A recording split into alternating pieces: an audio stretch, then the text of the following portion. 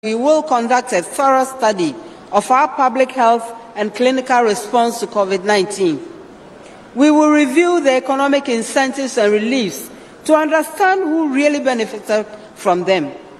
And we will conduct a value-for-money audit on procurement and spending during this pandemic, including pricing and availability of tests, protective equipment, and medications. We will make those findings public in the spirit of transparency and accountability. And those lessons will inform the development of a national infectious disease plan, one that allows us to mount a faster public health response, to provide more targeted economic support in its wake, to guard against the selfish greed of profiteers and fraudsters, to ensure politics does not triumph over truth and science, and ultimately to save lives. We owe our people equal opportunity to seek justice. Our newspaper headlines continue to show how poverty and gender can be barriers to legal recourse. These intersect in terrible ways to protect perpetrators of gender-based violence from the law. This is an affront to our own founding ideals of freedom and justice. So we intend to resource and operationalize the Victim Support Fund under the Domestic Violence Act, and we will implement the strategic plan of action to address gender-based violence. This is a commitment to provide mental health care for gender-based violence survivors, to create a national hotline to address gender-based violence, to harmonize the law to ensure survivors of gender violence, especially rape victims, are able to access free healthcare services, and to enforce the Trafficking Against Persons Act,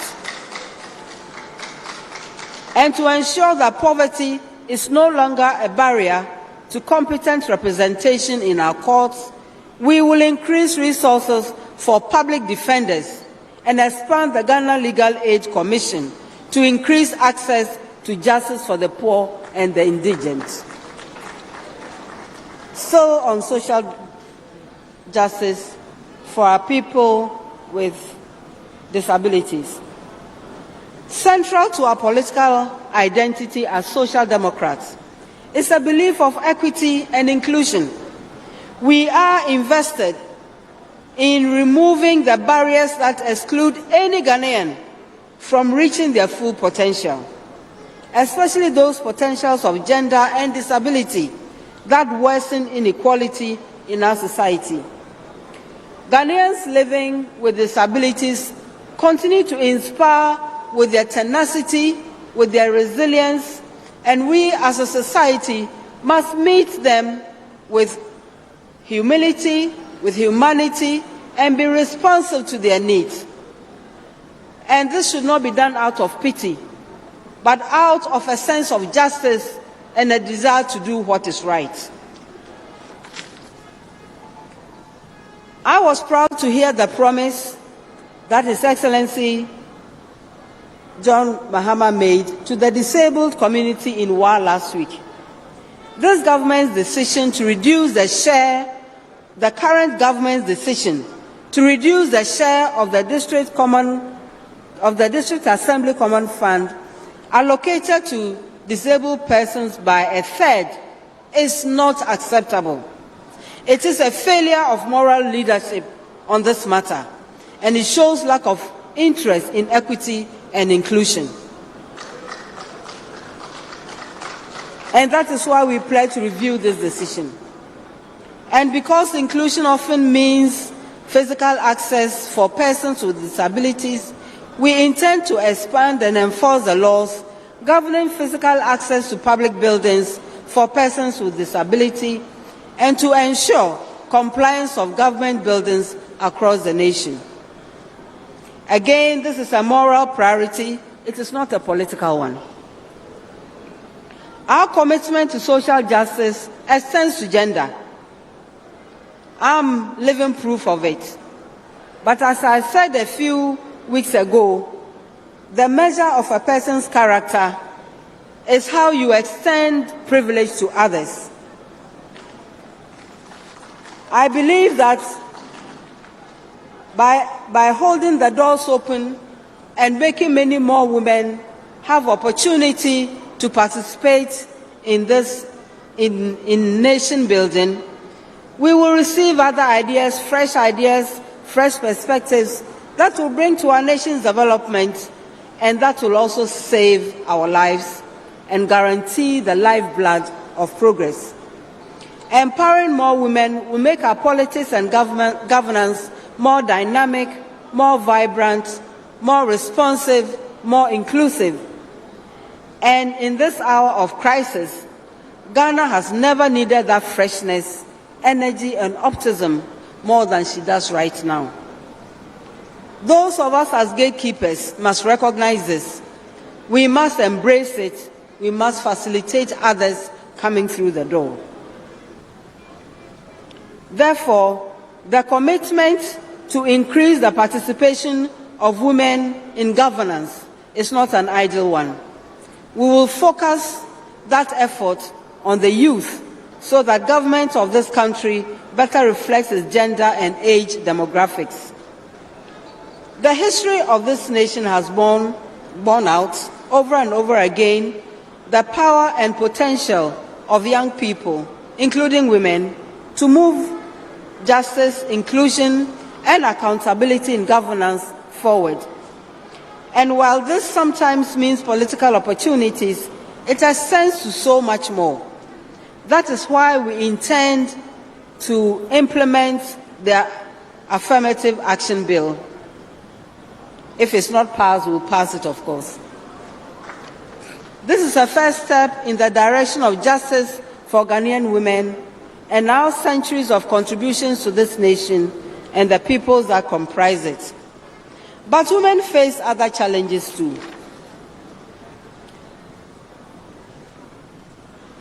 Poverty forces thousands of young girls in Ghana to miss as many as 5 days of school every month, simply because they cannot afford sanitary pads.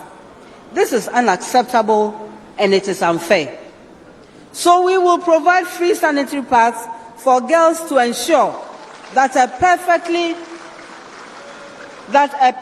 natural, perfectly normal part of their lives functioning does not become a barrier to education and a better life. So we will focus on girls under 20 who are in school. This is a problem we should have left behind us in the last century, and which we tried to address in our last government. Our opposition ridiculed this idea, but then let us hope the lessons of governance have made them much, much wiser. And as these girls become women, those complexes, those challenges become even more complicated, if not complex. For many young women in the workplace, having a child is a big decision because of what it can mean for their career trajectory. Balancing the demands of office life, the needs of a newborn, and the societal expectations around childcare present real challenges for working mothers. And when the kids are still babies, care and feeding means time off from work. 3 months certainly is not enough for that. Women often have to rely on their annual leave to supplement their maternity leave. And any mother will tell you that that means a whole year work with no time off. So, we will extend maternity leave from 3 to 4 months. And we will also offer 7 days of paternity leave.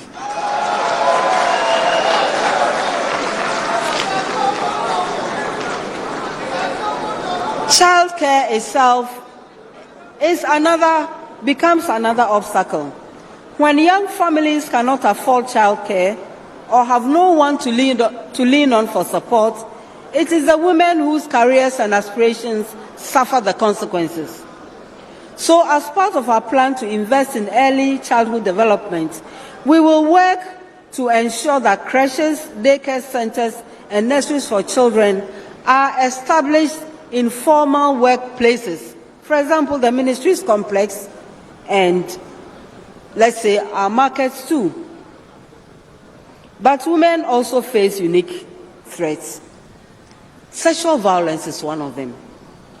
Our current system of serving justice to victims and perpetrators is beneath the dignity of this nation and of the women who love and who nurture this nation. This needs to change, and that means comprehensive systemic reform. The time is now. So, in addition to the criminal justice reforms that I've already outlined, we intend to abolish all charges for medical examinations for victims of sexual assault. It is an abominable disincentive for many women, and it is also only more so the poorer they are. This is morally unacceptable, and there's no justice in that. I want women of this country to know that these commitments we make for you today are also personal for me. I intend to see them done. We have waited for too long, and the time for action is now. We in the NDC believe that another measure of our national character is in how the most vulnerable are treated. We have a long way to go on this path, but we have a plan for that too. We intend to establish an orphan and vulnerable child support scheme as a special vehicle to protect the rights and interests of vulnerable children. And we will promote the construction and upgrading of shelters for vulnerable persons, such as survivors of gender-based violence and trafficked persons. And to my friends Akayaye in our urban centers, and those who form part of the extremely vulnerable group because of their gender or because of their poverty status, we will introduce skills training, social assistance programs, in order to ensure that we stall the flow of such women into environments that are not protective at all.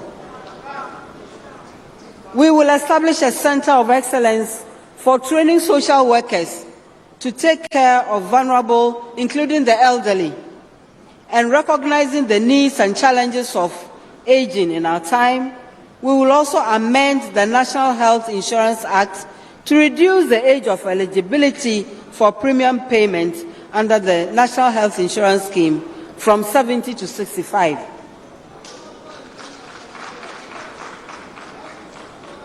And recognizing the challenges that young persons living with disabilities face in accessing education, we are committed to providing them with free tertiary education. Our senior citizens deserve our respect and compassion, which comes and lynching of the aged do not belong to this era. The NDC is determined to stimulate public education and to change the fortunes of the elderly and to bring the perpetrators to book. The next NDC government will support the Department of Social Welfare to create day centers and homes for the aged, reactivate the urban elderly welfare card to enable Ghanaians above 60 years have priority access to social services, and we shall amend Section 29H of the National Health Insurance Act 2012 to enable all persons aged 60 and above to be exempt from premium payment under the NHIS. The NDC recognizes historical inequalities between our Zongos, deprived urban settlements, and other communities. The next NDC government will provide regular funding through the District Assembly Common Fund for the development of the Zongos and deprived urban settlements to bridge the inequality gap, strengthen and resource the Islamic education unit under the Ghana Education Service, to enable the unit to monitor and recruit more Islamic and Arabic tutors, establish 2 Islamic senior high schools in the southern and northern sectors for the Zongo communities and others, support the only Islamic College of Education, which we established during my tenure as Minister for Education, by revisiting abandoned infrastructure and providing logistics to enable them recruit and train more teachers. We shall award scholarships to brilliant but needy students in these deprived communities. And especially, we will focus on girls in medical, nursing, educational training. We also intend to provide mentorship programs and opportunities for the youth in these areas, support Arabic teachers in the Makaranta with monthly allowances, enroll youth in Zongo and deprived settlements into the National Apprenticeship Program, as well as ensure that they benefit under the free technical and vocational education and training, that is the free TVET. We will endeavor to ensure that a representative from the Muslim Ummah is placed on the board of the Ministry of Chieftaincy and Religious Affairs. It's all about fairness, it's all about equity. We shall liaise with some banks and other financial institutions to launch the Zongo Housing Scheme to provide support for affordable housing in the Zongos and deprived urban settlements.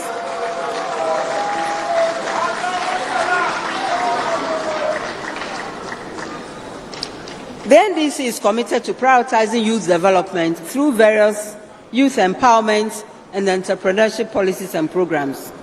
We take cognizance of the growing disappointment and frustration among the youth as a result of high unemployment, which has been worsened by ill-conceived and poorly managed policies of the current administration. The next NDC government will harness the potential of our youth by implementing comprehensive, multifaceted, and innovative programs. We will also provide a more effective institutional framework for empowering our youth for national development. We will have a stand-alone ministry for youth development. The Ministry for Youth Development will advance our youth empowerment agenda.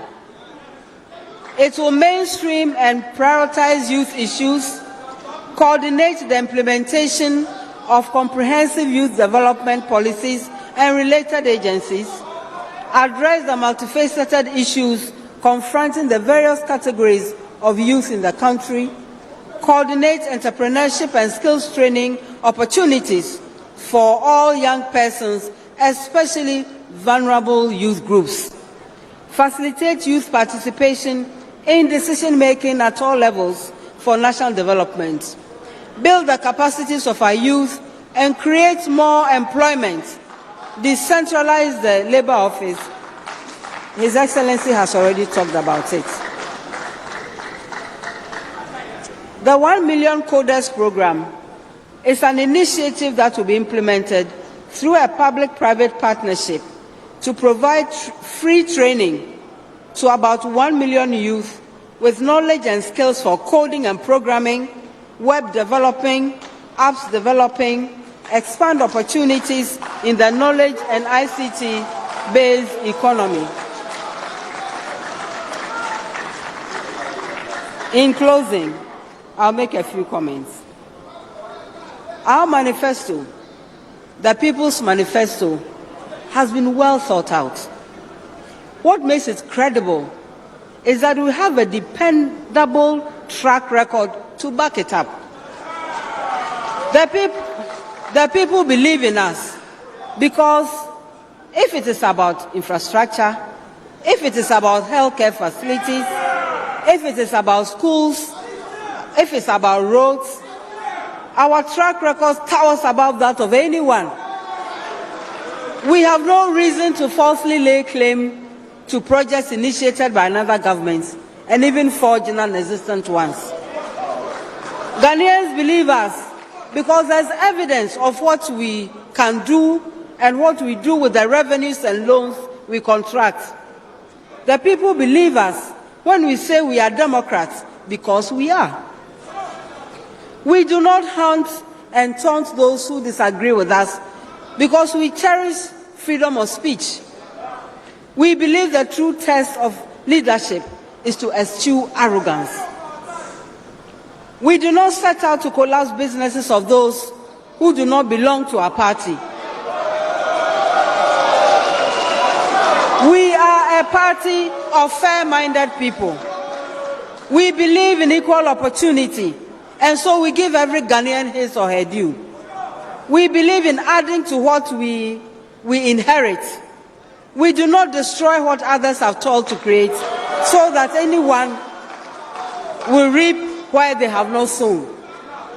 What we have experienced in this country over the last couple of years does not augur well for our country. Nepotism, cronyism, masquerading as business is not good for us. Ghana should not endure more of that. Over the next 3 months, we will carry our message of progress and inclusion to every corner of our country. We look forward eagerly to contrast our vision for the next 4 years and beyond with any other contestants. This election is going to be about trust. It's going to be about judgment and vision. John Mahama showed all three in the first major decision he made as part of his governance plan for 2021 and beyond. That is His Excellency Mahama's vision for progress. And that is the vision I joined this ticket to help him to realize. I trust and I believe in this vision. I have seen close up his thoughtfulness and the great value he places on introspection. We share a belief that growth, personal or otherwise, always means change. The President Mahama I know always seeks wisdom in the words even of his critics. He is interested in the views of everyone, especially the so-called common person. Always his abiding questions include, how does this suggestion help the poor, the vulnerable? How does this intervention improve lives? Such concerns resonate well with mine and no doubt with those of many others who also believe that voting is an expression of hope, of trust, of judgment, of faith. The power to extend must be returned in ways that uphold the dignity of human life, that improves the trust of the citizenry in institutions that are expected to be fair, transparent, and protective. That is the character of the man, and that is why I am proud to be his partner in this vision for jobs, prosperity, and more. We, that is the NDC, we are a party for everyone.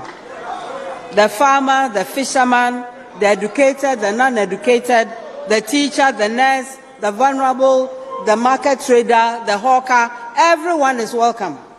We welcome everyone regardless of status or background. And we invite you all to join us in building a prosperous country in peace and togetherness for the benefit of all Ghanaians. What we will not accept is the premise that Ghana belongs to some elite few who arrogate to themselves the right to determine among themselves how to share our precious resources.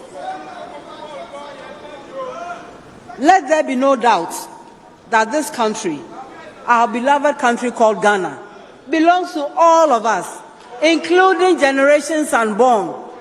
Let our actions bear witness to that. and those who receive the high privilege of being elected to serve must jealously hold and guard the sacred trust of the people. This we pledge to do. Distinguished ladies and gentlemen, please come join us.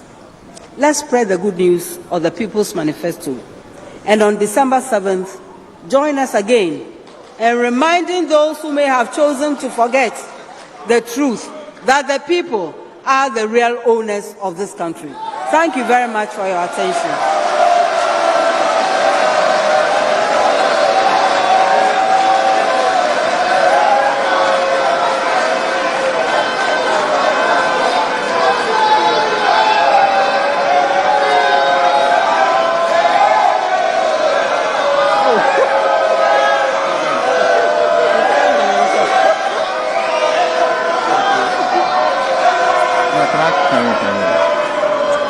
So I'll do the wrap-up, and then I invite you to join me for the lunch.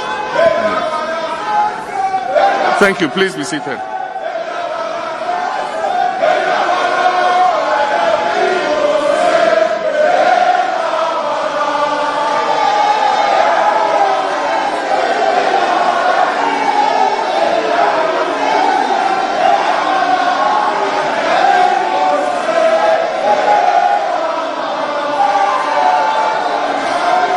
Thank you. Thank you very much. Let us conclude. And before I start, I'll acknowledge our traditional leaders. When I opened my remarks, I didn't mention them. We're happy. Thank you very much for taking time to join us. And just to fill in with Professor Nana with regards to the Zongo and deprived urban communities, that's what we call it, not inner cities, Zongo and deprived urban communities. There's establishment of a microfinance fund for Zongos and deprived urban communities, and it's called the Soyeya Fund.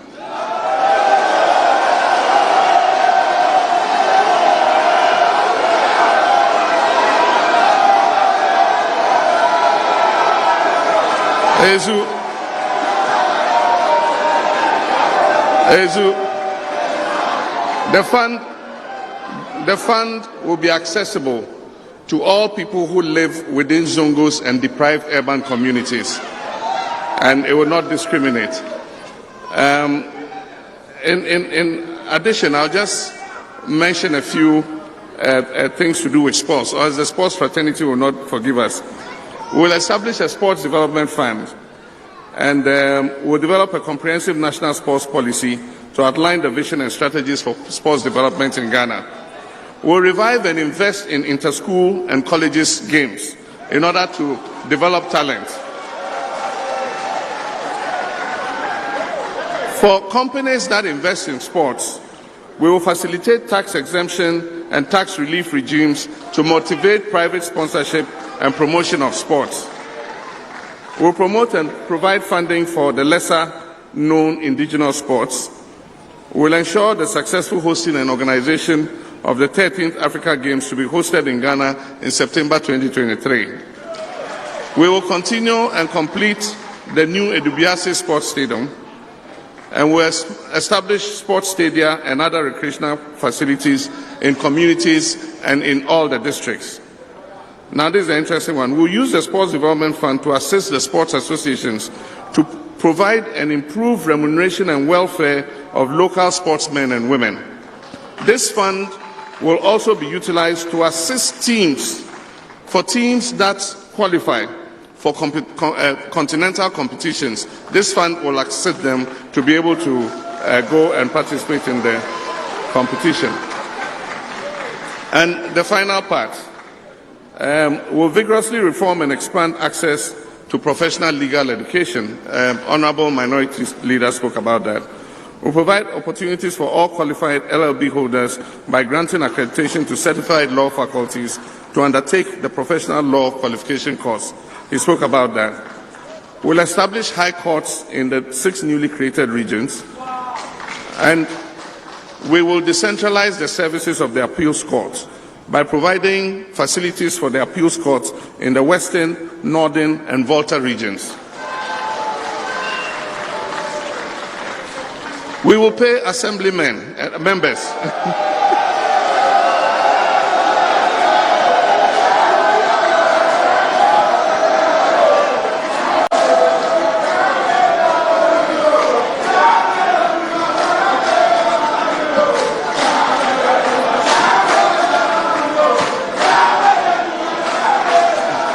Thank you.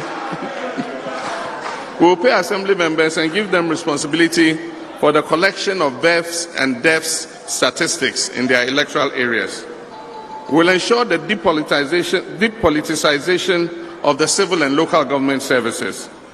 We will upgrade the whole Kaswa, Ashaman, Techiman, Koforidua, Sunyani, Bogatanga, Hohoi, and Wa municipal assemblies into metropolitan assemblies.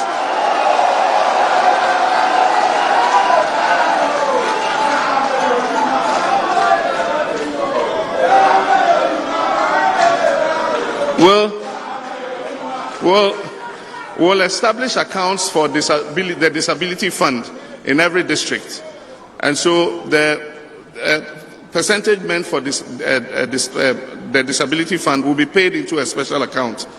50% will go to paying a stipend to recognize persons living with disability in the district, and the other 50% will be used to invest in projects that will benefit the persons living with disability. Security will implement the report of the inquiry into the Ayawaso West Wagon vigilante incident.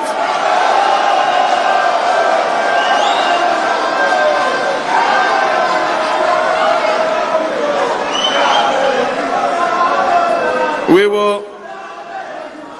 will empower the 48th Engineers Regiment to construct living accommodation for security personnel, to establish new military presence and installations across the country, especially in the new regions that do not have a military installation. We'll establish a new military training and recruiting academy for the northern sector of the country. We'll establish a police station, a district police station in every district where there is none. We'll review and enforce medical packages for both serving and retired personnel and their families. We'll review the compensation package for personnel who lose their lives or get injured in the line of duty. We'll clear the backlog of promotions and ensure timely promotion based on merit and transparency. We'll depoliticize the Ghana Armed Forces and restore discipline and loyalty to the state. We'll encourage and expand opportunities for non-commissioned officers, that's other ranks, to access officer cadet training where appropriate. We'll construct housing units and residential accommodation for the Ghana Armed Forces, refurbish dilapidated and abandoned housing units across the country, systematically review upward salaries and allowances of troops and their civilian employees, upgrade retirement benefits for personnel, establish armed forces home ownership schemes for armed forces personnel, complete and equip the Kumasi Military Hospital at Afari. Other things, I'll jump some of them. Establish armed forces agribusiness and processing units, revamp the defense industry to produce clothing, boots, and accessories for the Ghana Armed Forces and other security services. We'll expand and equip the Field Engineers Corps to undertake national emergency projects, including road construction, and be licensed to undertake commercial ventures of the Ghana government. We'll roll out transparent and accessible police education and scholarship scheme. We'll increase officer and residential accommodation for personnel of the Ghana Police Service. We'll complete the police hospital project. We'll construct a second police hospital in the northern part of the country. Complete the construction of the Dovsu headquarters, and I'm sure this is one that the police officers are waiting for. Use a yearly internal recruitment approach to grant amnesty to police personnel who privately acquired additional qualifications from recognized tertiary institutions, such that some of them can become officers each year through an accelerated promotion regime. We'll maintain the Cap 30 pension scheme for police service personnel. We'll implement the Ghana Prisons Decongestion Project. We'll modernize the prison system and make it more humane. We'll provide facilities to separate remand prisoners from convicted prisoners. We'll set up a special remand sentence review committee to review cases of persons accused of, light offences. Encourage community service and other non-custodial sentences for minor offenders. Create well-equipped technical and vocational departments in all prisons. Ensure proper healthcare facilities in the prisons. Ensure safety and security of Ghanaians by reconstituting the joint military police anti-armed robbery patrols. We'll restore the visibility police. And so at every intersection, we'll have police in order to keep crime under control. We'll conduct investigations into the assassination of Ahmed Swali and other unsolved cases.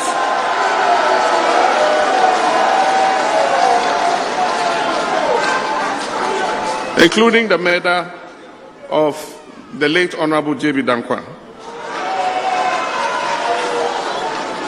We'll change the current climate of fear, intimidation, and harassment of the media.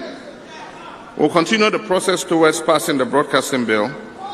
We'll develop a media development fund to support professional training of journalists and media organizations as part of COVID-19 relief package.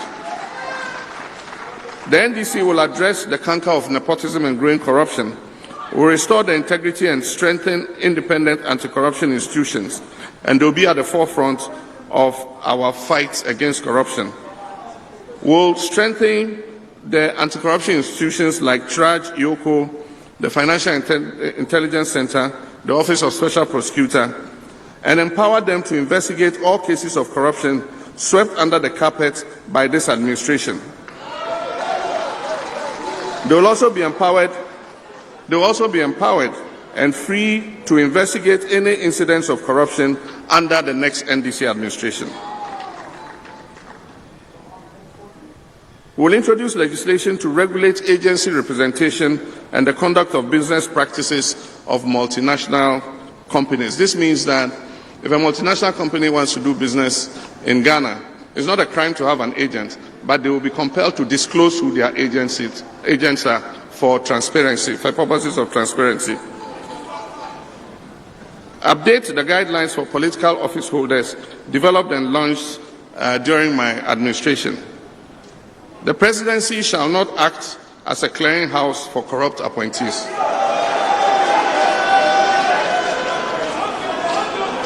Launch Operation Sting as a major anti-corruption crusade.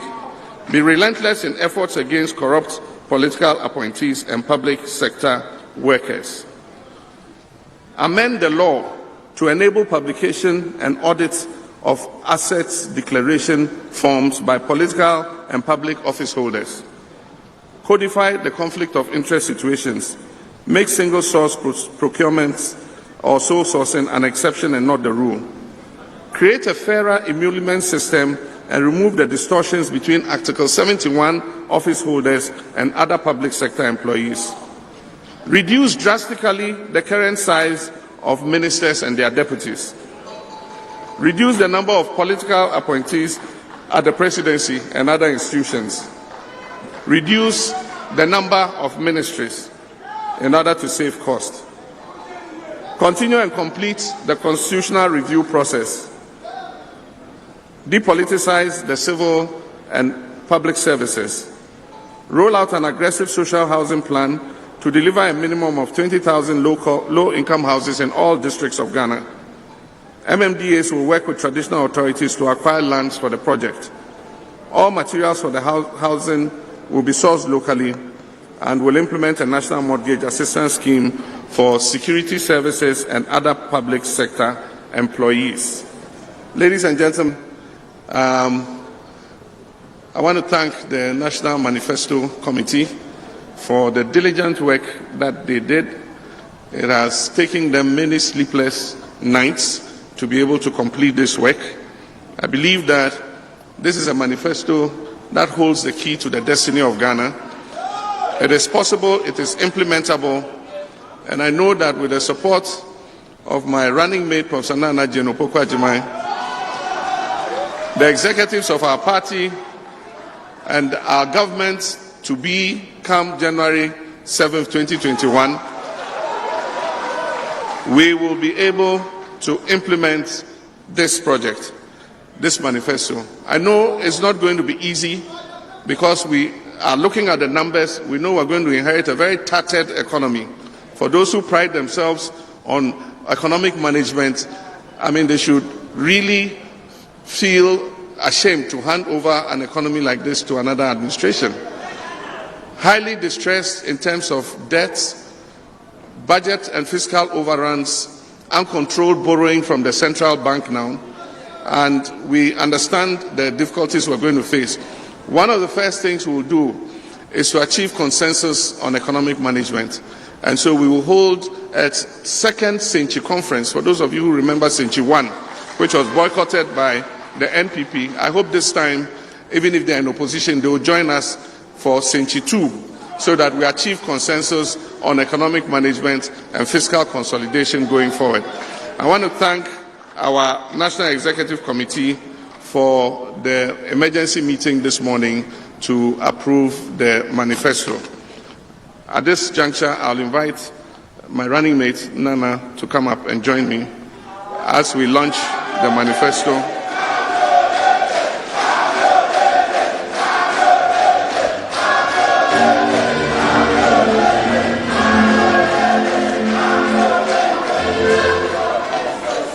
You hold it like that.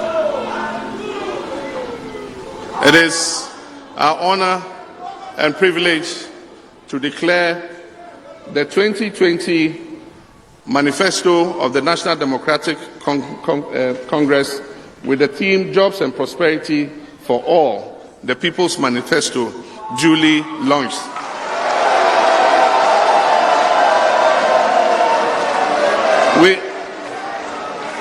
We're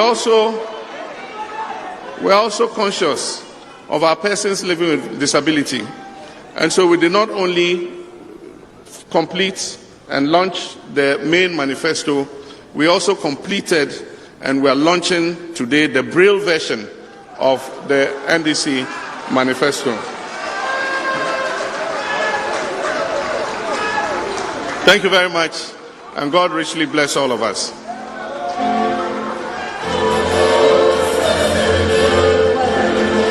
Thank you.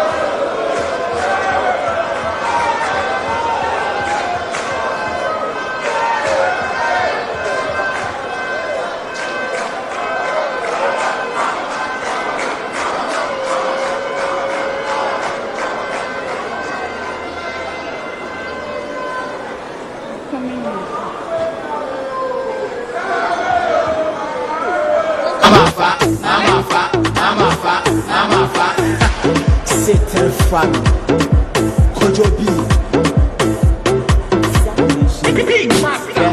2020 the Mahameba, and the Mukle was offer.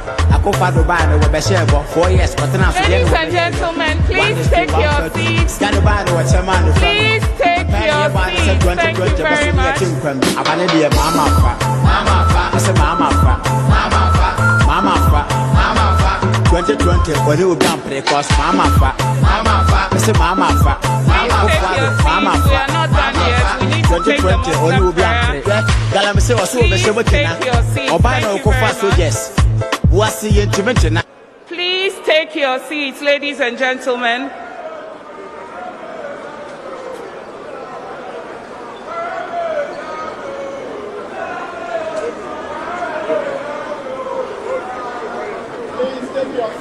Please take your seats. Thank you very much. We are not done yet.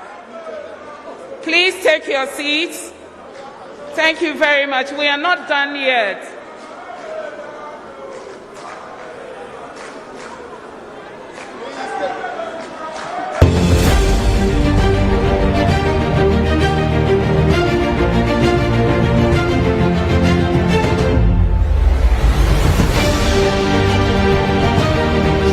EIB Election Hub. Credible, compelling, and comprehensive election coverage on TV, radio, and online. Public announcement.